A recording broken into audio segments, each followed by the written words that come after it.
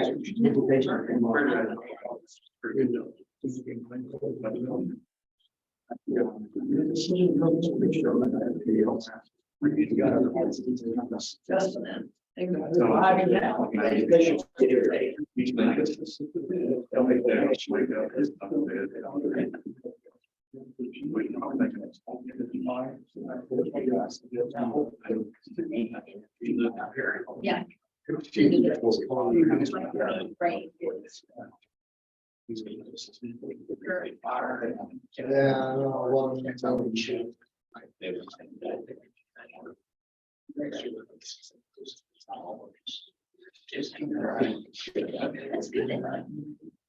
Yeah. Right. Yeah. Almost by here. Yeah.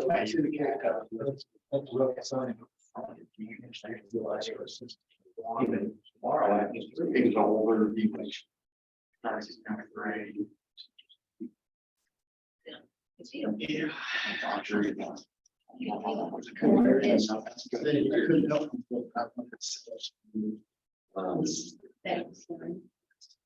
Do this is all.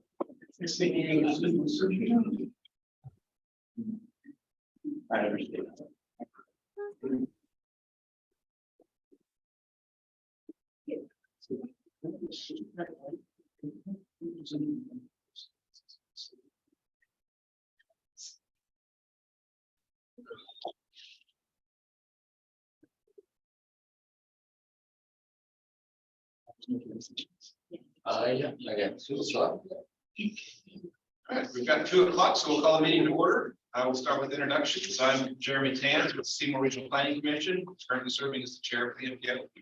Alex, staff. Wayne Hawes, Mayor Jackson. Jim Rhodes, City of Jackson. Christian. Andy Meyer, MoDOT. Joe Killian, MoDOT. Marla Mills, KMG Engineering and Civil Staff. Trevor Pulley, City of Cape. Cape County, Tom Mobile, Mickey, Cape County Transit. And on the line, we have Eva Steinman with FTA and Tom Caldwell with IDOT. Jeff, you're just in time to introduce yourself. Oh.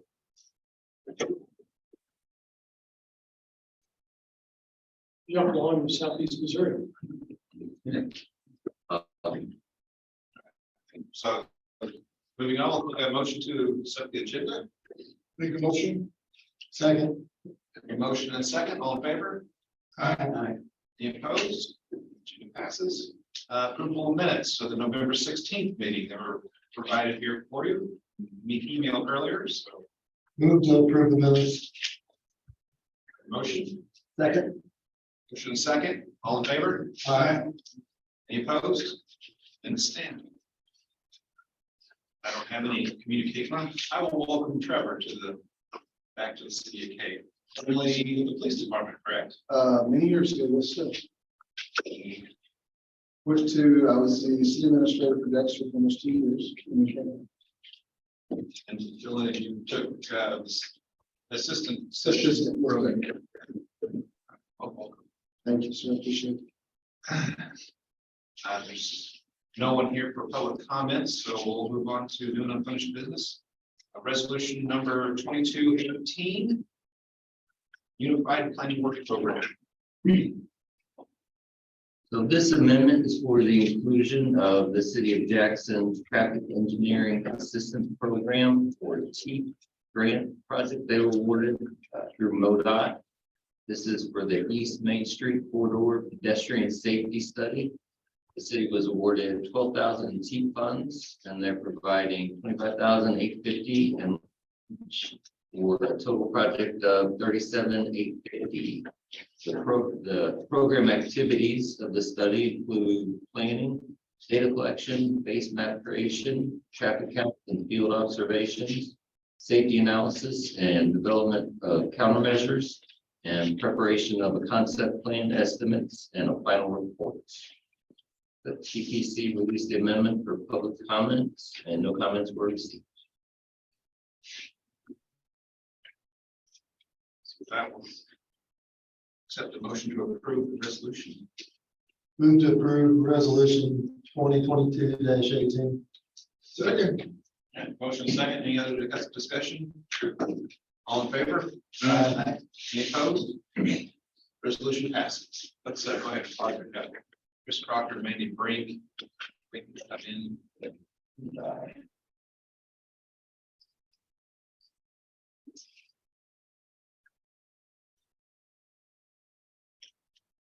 Mandy and Chris, welcome. We are moving down into the new and unfinished business. We're currently on resolution number 2022-19, approving the TIP amendment.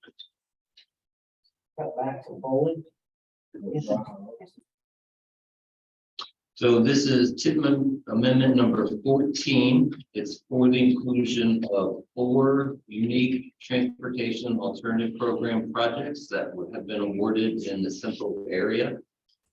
The first project is the City of Jackson's East Main Street Trail Connection. That'll be extension of a trail from Bellevue Street to Shawnee Boulevard. In total, the project is $550,038. The next project is Cape Girardeau County. It's the Cape County Park Walk Trail Phase 1. It'll be construction of the trail in the county park from Veterans Memorial to Melania's Playgrounds area. Total project cost for that is $704,889. And the next 2 projects are Phase 1 and Phase 2 for the City of Cape Girardeau for Cape Rock Drive Sidewalk Project. Total project will be from Kings Highway to Perryville Road. Phase 1 is Kings Highway to Brookwood Drive, that will connect sidewalk to existing sidewalk on Janet Drive, which then leads to the Alma Schroeder Elementary School. And then Phase 2 will extend that sidewalk from Brookwood Drive up to existing sidewalk on Perryville Road. Total project for both phases was estimated to be $990,000. TPC also released this for public comment, and no comments were received.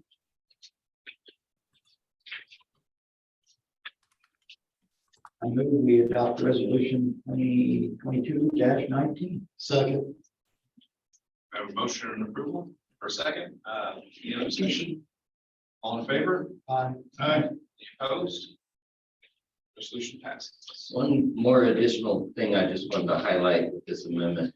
The 4 TAP projects represent over 1.5 million in federal funds coming to the SEMPO area for these sidewalk and trail projects. So pretty significant. I know that the majority of the submissions leveraged our regional bike and pedestrian plan that SEMPO developed. So I think it's a testament to a lot of our member entities that they were able to pick that up and find some good projects out of it. Okay, we'll move on to resolution 2022-20 for approving the MoDOT and IDOT performance targets.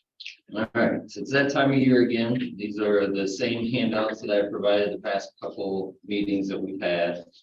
Both MoDOT and IDOT have established their performance metrics for PM1, which is safety, PM2, which is pavement condition, and then PM3, which is system performance. And Transit through MoDOT has approved their transit asset management targets as well. So the packet within the detail and specifics about which each of those measures represent. They continued on the same trajectory that we have been doing. Safety, MoDOT has based their safety performance metrics off of their 0 by 2030 fatality reduction plan, and then 0 by 2040 for serious injury reduction. TBC has been monitoring these pretty close, and I've with them. Every update we've received, they were able to review it one last time earlier this month, and they recommended it. That's it.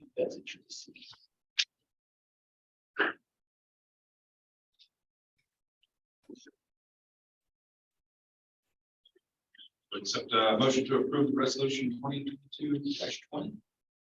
Make a motion for approval. I have a motion, Second. motion and second. Any other discussion? All in favor? Aye. Any opposed? Resolution passes. All right, moving right along, we'll go into member reports, starting with the city gate. I don't have any odds yet. I will for SEMPO. No, today was. City of Jackson. I guess I just report we passed, Board of Aldermen passed our budget for 2023 on Monday night. In that budget is about 4.1 million in road and transportation. So the key projects we've got in there, you know, as our normal asphalt and concrete annual maintenance programs are in there. The wrapping up and the payment for the bridge that we're building over on West Main over Hubble Creek. And then I guess another item that we have is half our utility relocation cost for the project on North 61 that MoDOT will be doing next year. So those are the key items, but overall $4 million, which is up from previous years. Anything else, Jim? No, Scotty? Okay.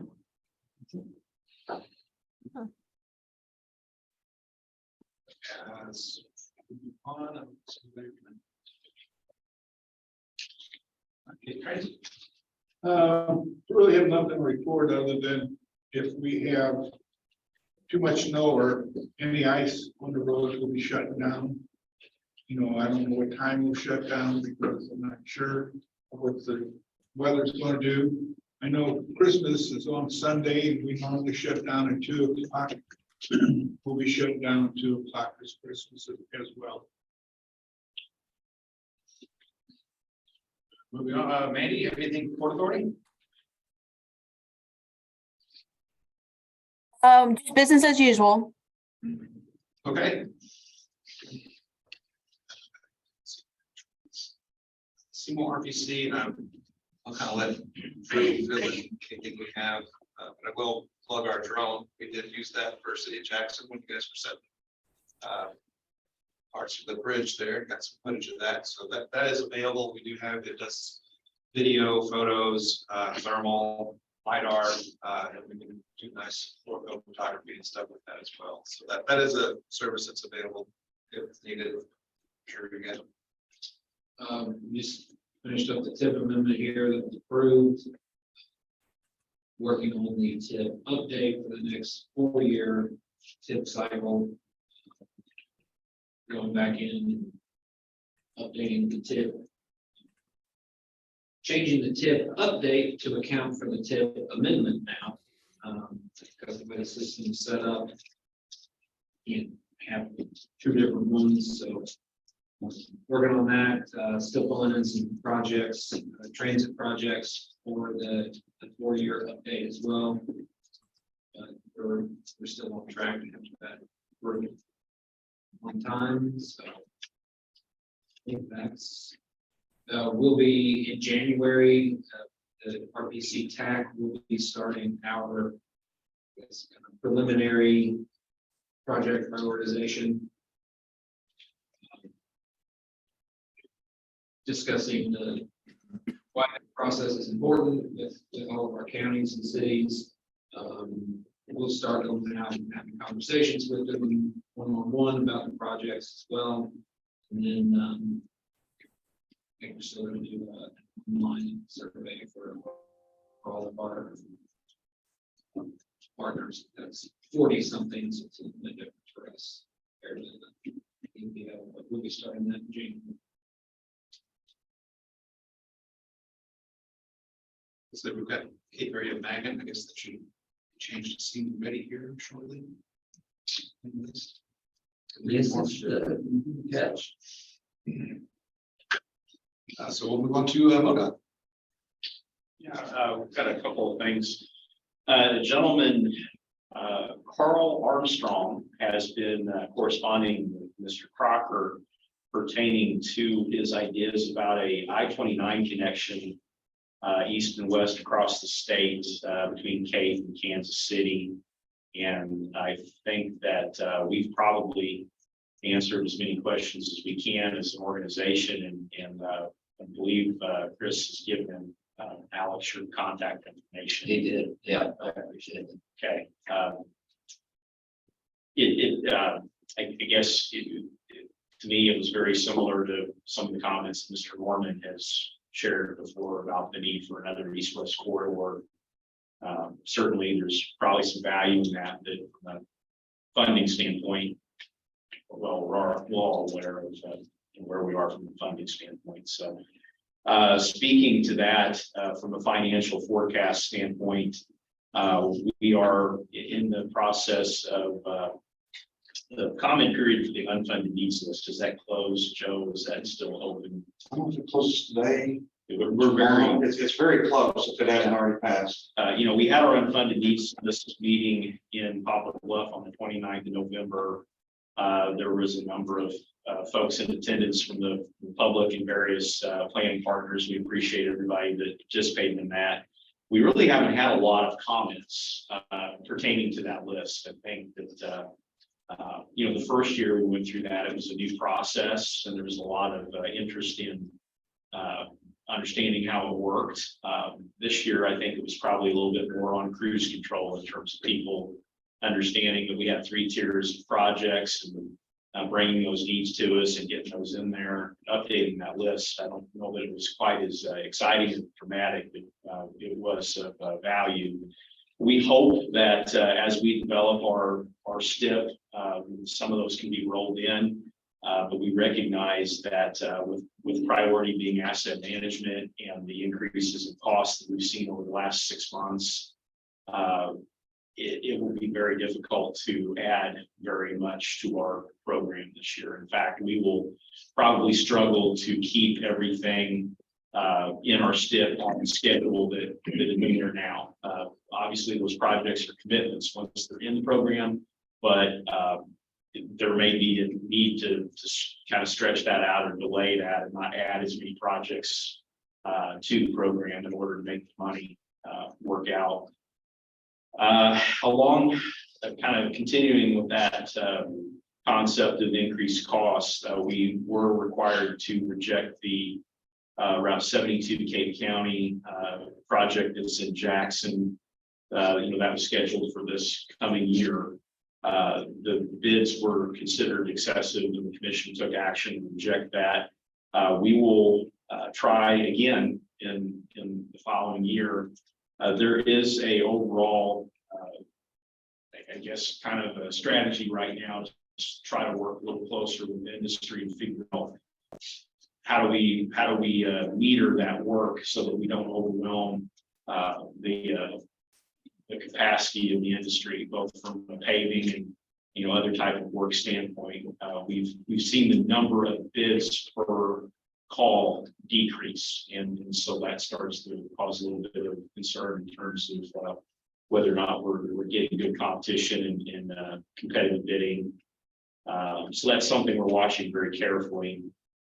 The only other thing I need to mention is that the governor's cost share projects, that process is continuing. The internal review on MoDOT side is complete. Department of Economic Development is doing their part in that process, and we anticipate the Office of Administration, basically the governor will make an announcement in, we believe, January on which projects are funded. And we don't want to get out in front of that in any way, shape, or form. So there were 5 regional projects that were advanced scoring. And so we're excited to see how that turns out in And I think that's everything I've got, Joe. I'll turn it over to you. Just two quick things. First is the regular MoDOT cost share application deadlines. We have one coming up in January and one coming up in mid-April. If you have something for January, I'm sure that you would have already been in touch with Chris, working with him on that, but if not, certainly should. And even if you have something that you want for the April application deadline, again, you should probably be coordinating with Chris.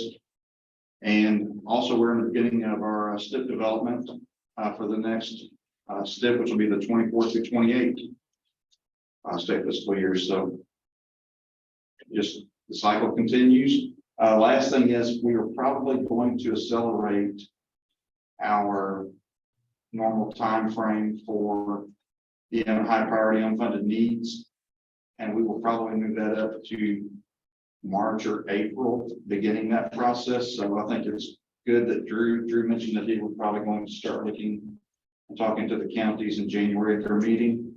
That would probably be good.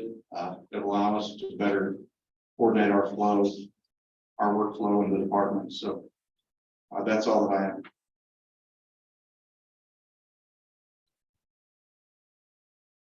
Chris, you have anything else to add? Just just a couple other things. The LPA on-call list that where cities can use our on-call list versus having to do a solicitation, that application deadline ended December 15th. We're going to be meeting next month to finalize that list and have a new on-call list available for LPAs to utilize. That list is good for 3 years, so we won't update it again for another 3 years. Andy already touched on the unfunded needs and the governor's cost share. I think other than that, just wanted to mention that we held a public meeting at Gordonville Elementary School on December 6th this month. It was very well attended, and we look forward to a letting, and I believe it's May of this year, I think, for that project. Other than that, I've been noticing a lot of the discretionary federal grants that were announced last year. Raise is coming back, circling back around. Looked like there was a notice of funding opportunity for that out right now with the deadline, application deadline of February 28th. So be on the lookout for any of those discretionary grants that you may have not got an opportunity to put in for last year. The public meeting Chris mentioned was the Route K and 25 intersection improvements. The proposed design was a roundabout. There's about 45 people in attendance at that meeting. Comments were generally very positive that we were taking action. I think a lot of folks were just kind of perplexed when we took the temporary signal down at the completion of the Center Junction project. And so, that was the first thing that pretty well everybody said was, well, we assumed you'd do something eventually. So here we are. So that'll be a good project. And as Chris mentioned, it should let May, and I look forward to seeing that progress. But if you're keeping track, 72 is delayed, but that's still obviously something that we're gonna try to get done. K and 25, the two bridges on Route Z, work at Hubble Creek on the north end of Jackson on 61 and Mary Street. If you like to travel around in the Cape Jackson area, it's going to be very busy 18 months to 2 years. So please be patient with us. Jeremy was going to mention the deadline for public comment on the high priority unfunded needs ends today. So on our website, someone can get there and review the list and make comments on that. Thank you. Okay, we'll move on to IDOT. The only question I have is, Alex, have you folks typically expended all your allotted MoDOT planning funds, or aren't you able to, if you don't, bank them, so to speak? We do have a carryover balance. You do? We do. Okay. Well, you and I will be talking further in the future here with these additional funds that are headed towards Cape, but some of the questions that we had, but no, I have nothing else.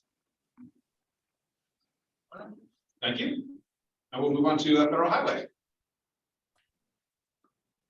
This is Betsy Tracy in the Illinois Division, and you guys are pretty aware of the different discretionary programs, and I don't have anything else to add. Thanks. All right, FTA. Hello, everyone. Yeah, as was mentioned, the Raise NOFO is currently out, and that is a multimodal program there. FTA has a few NOFOs out, but they're more for larger systems, so we don't really have anything to announce at the moment, but thank you for including me here in the meeting. You're always welcome to attend. We'll move on to the staff report. As a handout, we do have a copy of our 2023 meeting schedule. I'll also be sending out our monthly newsletter next week, which will have it available as well.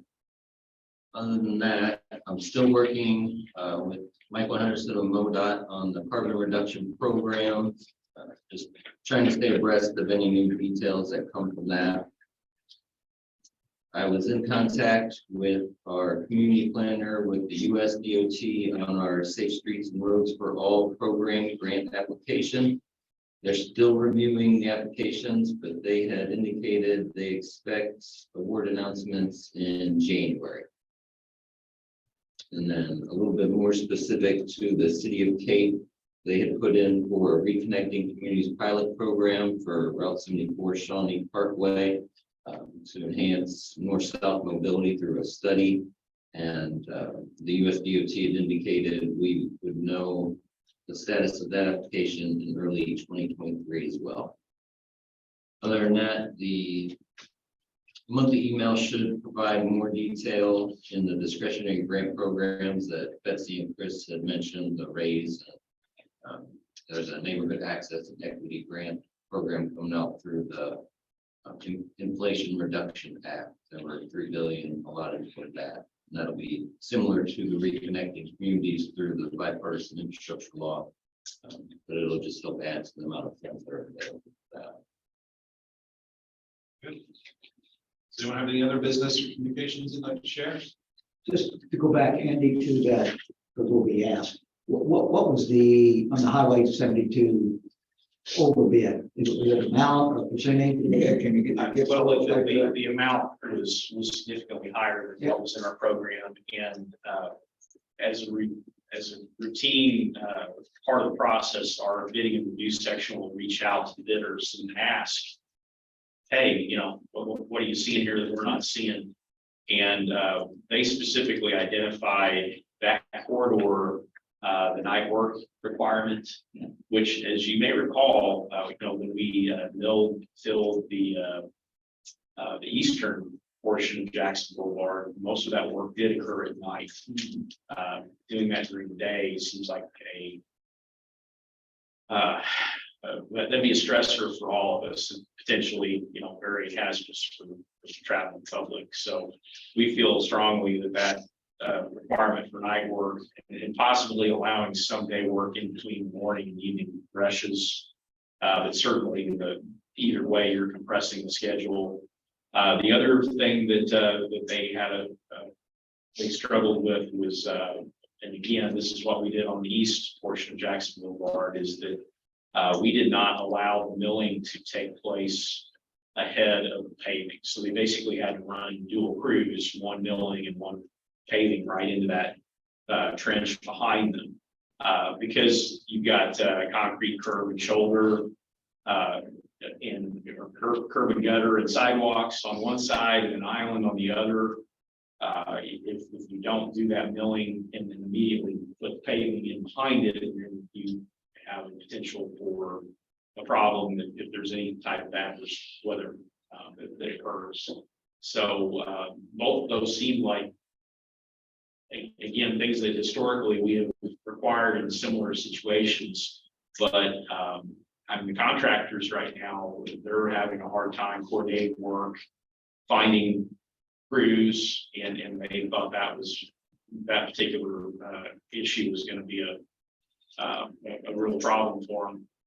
In addition, you know, in the last 6 months, we've seen the asphalt index go up about 50%. You know, I'm trying to think who was here the last technical committee or the TDC meeting from Cape County. I think it was talking about seeing a significant increase in their bids on their AC projects, and we're seeing similar issues. So all those things in combination, you know, and the other thing, there's just a lot of work out there right now. I mean, we're one might argue with all the federal money available, the increase in funding from SB 262, we're kind of flooding the market. So that's a lot of stuff all at once. We'll regroup and figure it out. Yeah.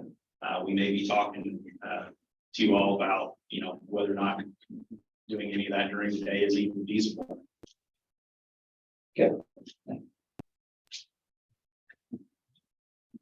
you. Any other comments or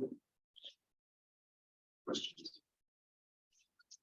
Jeremy, one thing I mentioned, there's currently a group looking statewide at developing a policy for a drone program, specifically for our design surveying and traffic counts, things of that nature.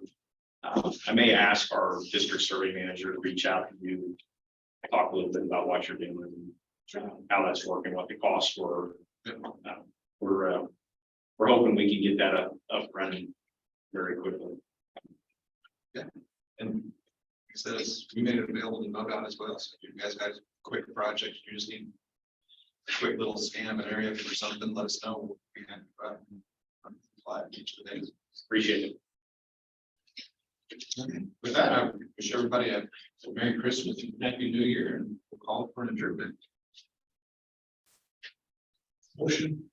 Second. Motion second. All in favor? Aye. You're adjourned. Thank you very much. Thank you. Merry Christmas, y'all. Merry Christmas. Bye-bye.